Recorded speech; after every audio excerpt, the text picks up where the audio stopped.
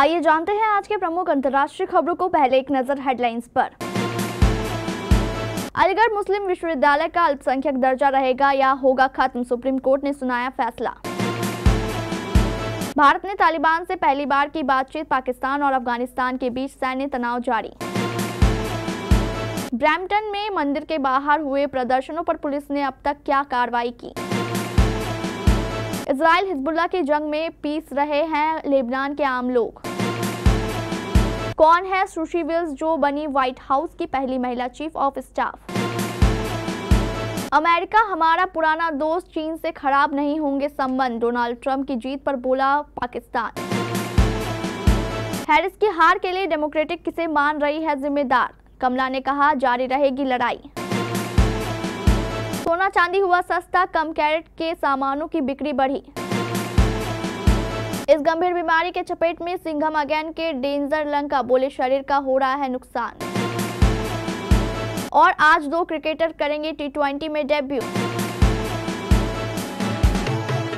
Supreme court शुक्रवार को इस विवादास्पद कानूनी सवाल पर अपना फैसला सुनाएगा कि क्या अलीगढ़ मुस्लिम विश्वविद्यालय को संविधान के अनुच्छेद 30 के तहत अल्पसंख्यक का दर्जा प्राप्त है।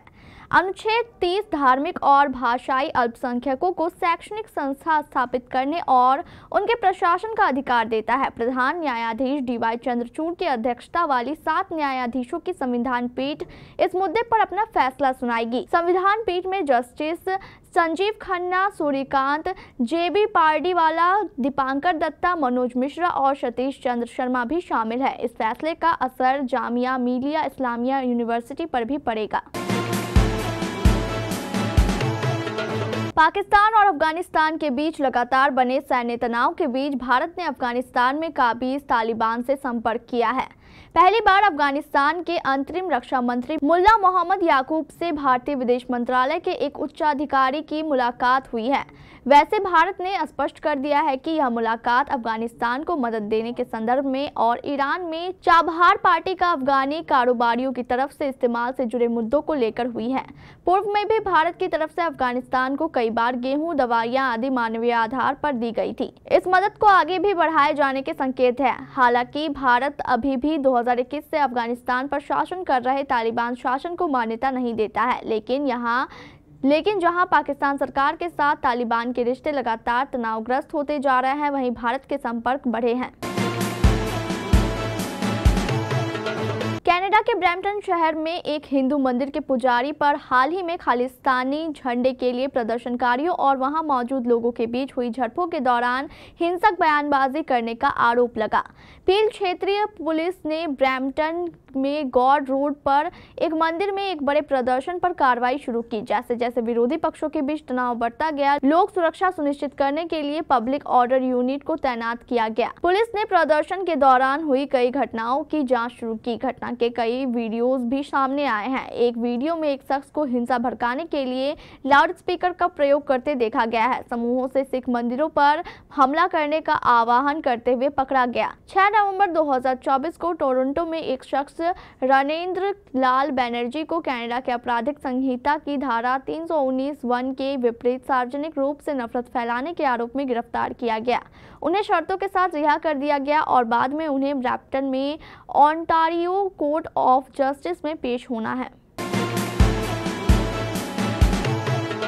बीते साल 7 अक्टूबर को इजराइल पर हमास के हमले के बाद जो जंग छिड़ी थी वो थमने का नाम नहीं ले रही। ना तो हमास की कैद से सभी बंधकों की वापसी हो पाई है और ना ही इजराइल हमास को पूरी तरह खत्म करने का मकसद पूरा कर पाया है। और अब तो इजराइल लेबनान में भी हिजबुल्लाह के खिलाफ अपनी कार्रवाई का दायरा बढ़ा रहा है।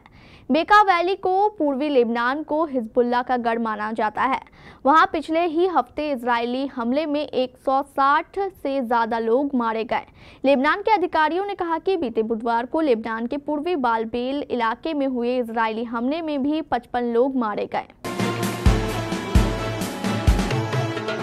अमेरिका के नवनिर्वाचित राष्ट्रपति डोनाल्ड ट्रंप ने चुनाव जीतने के बाद पहली नियुक्ति की है। उन्होंने सुशी विल्स को white house chief of staff नियुक्त किया है। वे इस पद पर नियुक्ति पाने वाली अमेरिका की पहली महिला है। सूसी विल्स ने पर्दे के पीछे रहकर ट्रंप की जीत में बेहद अहम भूमिका निभाई है। वे ट्रंप के चुनाव अभियान की प्रमुख भी रही है। सूसी विल्स व्हाइट हाउस में दिन प्रतिदिन के कामकाज को संभालेगी। विल्स रिपब्लिकन पार्टी की एक राजनीतिक कार्यकर्ता है। वे व्हाइट हाउस के कर्मचारियों का प्रबंधन करेगी। राष्ट्रपति के समय और कार्यक्रम को तय करने में विल्स की भूमिका अहम होगी। अन्य सरकारी विभागों और सांसदों के साथ संपर्क बनाना होगा। डोनाल्ड ट्रंप ने 67 वर्षीय सूसी विल्स के बारे में कहा कि वे सख्त, स्मार्ट और अभिनव हैं। सार्वभौमिक रूप से प्रशंसित और सम्मानित, वे हमारे देश को गौरवान्वित करेगी।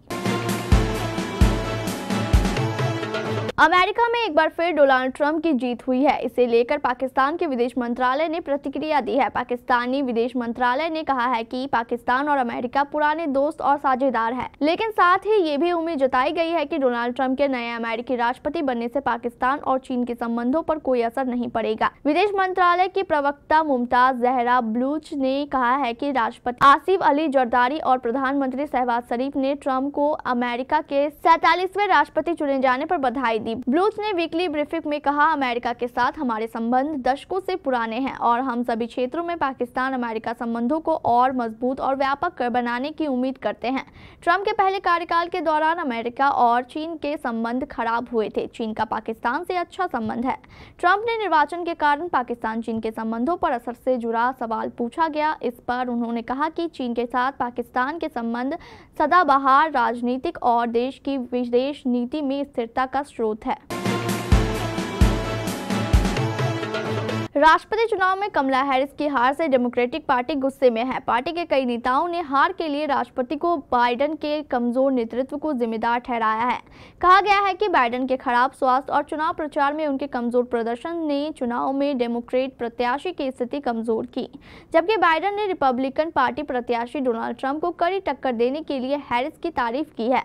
कमला हैरिस ने जिस तरह से महज 3 महीने पहले प्रत्याशी बनकर चुनाव प्रचार के दौरान ट्रंप को टक्कर दी, उससे डेमोक्रेटिक पार्टी में उनकी जीत की उम्मीद पैदा हुई थी।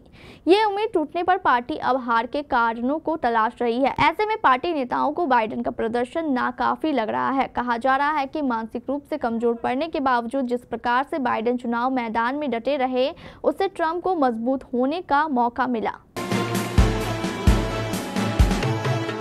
सोना और चांदी के भावों में लगातार बदलाव का दौर जारी है। पिछले कुछ दिनों से दोनों कीमती धातुओं के भावों में गिरावट दर्ज की जा रही है। अगर आप आज के सोने और चांदी की खरीदने की प्लानिंग बना रहे हैं तो एक बार जयपुर सराफा बाजार की रेट जरूर जान लें। जयपुर सराफा बाजार के अनुसार आज 8 नवंबर को फिर सोना और चांदी के भावों में बदलाव आया है। जयपुर सराफा बाजार में पिछले 24 घंटे में चांदी के भाव ढेर हुए हैं। आज शुद्ध सोने के भाव 2700 रुपए गिरावट दर्ज की गई है और इसका भाव 78,800 रुपए प्रति 10 ग्राम हो गया है। इसके अलावा जेवराती सोने के भाव में 1700 रुपए गिरावट दर्ज की गई है और अब ये 73,200 रुपए 10 ग्राम हो चुका है। इधर चांदी के भाव में 2700 रुपए की गिरावट आई है। अब इसके दाम 93,000 रुपए प्रति किलो हो गए हैं। मौजूदा समय में निर्देशक रोहित शेट्टी की फिल्म सिंघम अगेन को लेकर अभिनेता अर्जुन कपूर चर्चा में बने हुए हैं। इस मूवी में उन्होंने डेंजर लंका का नेगेटिव रोल निभाकर वाहवाही लूटी है, लेकिन इस दौरान अर्जुन ने एक ऐसा खुलासा किया है जिसे जानकर उनके फैंस को झटका लग सकता है। अर्जुन कपूर ने हाल ही में अपनी गंभीर बीमारी का राज खोला है और बताया है कि किस तरह ये समस्या उनकी शारीरिक और मानसिक हालत को खराब कर रही है। प्रोफेशनल करियर के अलावा निजी जिंदगी को लेकर भी अर्जुन कपूर आए दिन सुर्खियों में बने रहते हैं। हाल ही में एक लेटेस्ट इंटरव्यू के दौरान उन्होंने अपनी मेंटल हेल्थ को लेकर हैरान करने वाला खुलासा किया है।